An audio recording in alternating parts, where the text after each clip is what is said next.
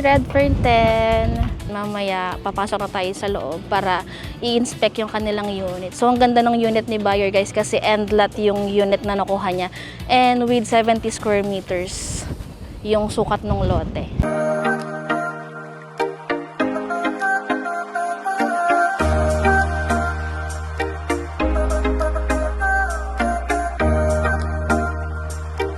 Hi ka-Dream Home! Welcome to another site assist kasama ang aking partner na si Mitch. Nandito kami ngayon sa Redfern Phase kung saan located ang ating mga available na si Thea, si Alice, and si Anika units. Today, samahan nyo kami habang nag-i-inspection kami together with our OFW client dito sa Redfern Phase 10. At ngayon, nasa handover office pa sila and hinihintay namin silang makarating dito sa actual location. Ang unit na kinuha ni buyer ay isang Alice end lot. At sobrang laki ng lote, around 70 square meters, which is limited lang talaga. Nakakatuwa ring isipin dahil ang unit nila ay 2.4 million lang noon. Ngayon, almost 3.2 million ang value ng unit nila. From pre-selling before, ngayon, ready for occupancy na ang kanilang future home. Proof na magandang investment talaga pag maaga kang kumuha. And kung bago ka pa lang sa channel ko, please don't forget to subscribe and hit that notification bell para palagi kang updated sa mga bagong updates ko and house tour or community tours na ina-uploads ko. Hi, Redfern 10! Ito yung actual location, guys. So, iniintay lang natin si buyer. Then, mamaya, papasok na tayo sa loob para i-inspect yung kanilang unit. So, ang ganda ng unit ni buyer, guys, kasi end lot yung unit na nakuha niya. And with 70 square meters yung sukat ng lote. Ayan.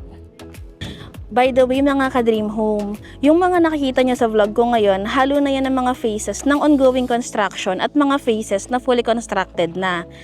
Dito sa Redfern Phase 5 and 6, halos occupied na rin, marami na tayong buyers na nakapag-accept at turnover na ng kanilang units. At mapapansin nyo na rin na may mga ongoing home improvements na sa mga bahay nila. Moving naman tayo dito sa Redfern Phase 7, ongoing construction pa siya. As of today, fully sold out na rin ito. Last month lang, nagaran tayo ng limited 5% DB promo para sa Alice and Thea units dito. Dito naman sa Redfern Phase 8, ito ang Anika community. Pre-selling pa siya ngayon at may very limited unit available pa. Kaya kung isa ka sa mga hindi nakahabol noon sa Anika Townhouse, ito na talaga yung chance mo ngayon. Message mo lang ako para ma-assist kita sa actual tripping.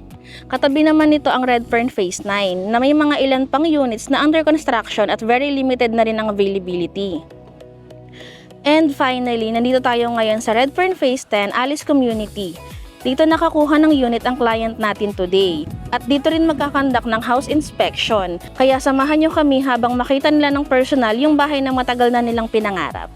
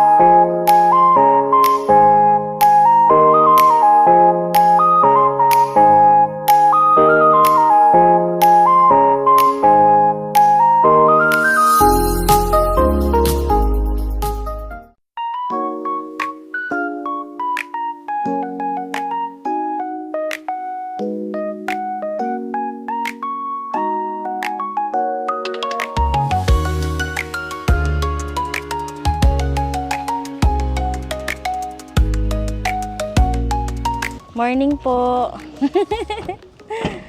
Ano po ako? Bless kasama ako nung ako.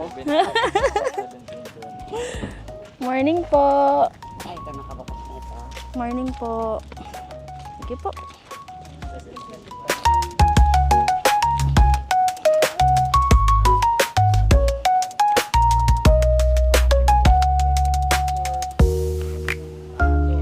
Sige, papasok po kayo.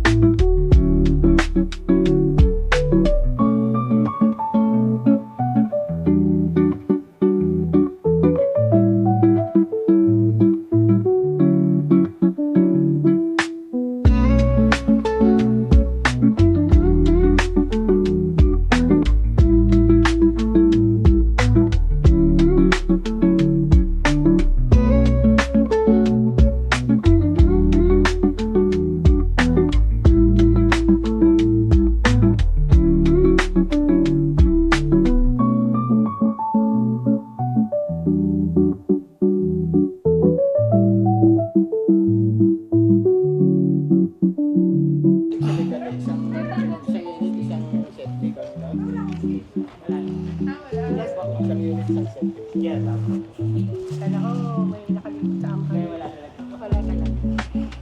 Tapos magkakasama na siya yung sa lababo sa... Yung sa lababo sir, direct natin.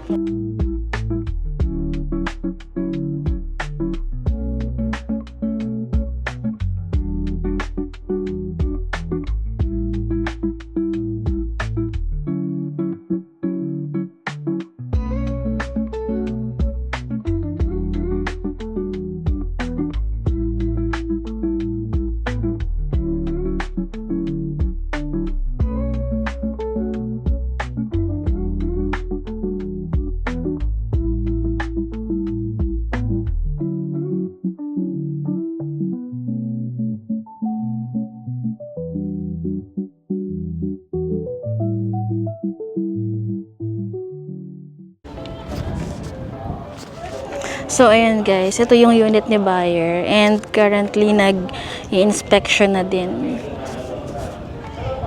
So, ito yung buong community ni Redfern. From entrance, malapit lang din yung unit ni buyer.